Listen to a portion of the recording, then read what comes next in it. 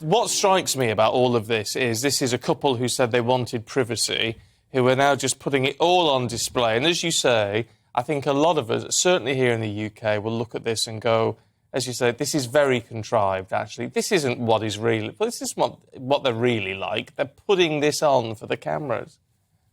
Yeah, I mean, there's even debate whether the house that they're in is actually theirs. And, you know, everything about it is the privacy on show. And for them to kind of go, we're leaving because we want to be left alone, they're not going to be left alone after this at all. It is like this explosive bomb that they've now just dropped and caused all this furore, you know, and I don't think there's any way of them going back now. With the royal family, I think, you know, that rift completely is just all ties would be severed. I know you've had that poll about them being banned from, you know, the coronation next year.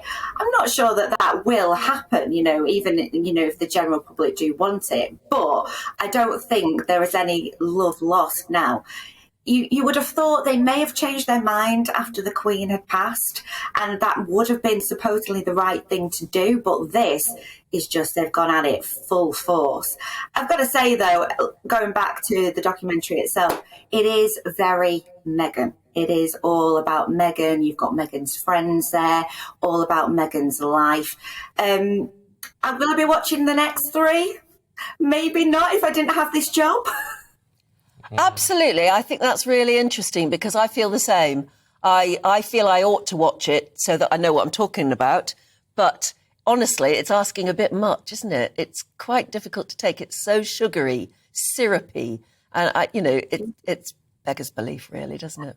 I mean, they call it the greatest love story in episode 1. It's like they're hailing themselves as this romantic duo. You know, even the paper said Anthony and Cleopatra, you know, it's kind of like, oh, look at this. And we're really hard done by. And I've got to say, you know, Anne and Stephen, like, you know, any journalist, you try and see both sides of the story. But for me, this, as somebody who works in the showbiz world, who sees, you know, how the cameras go on and the way things are produced, it just does not seem real. And that's what they're portraying. They're saying, this is the real story.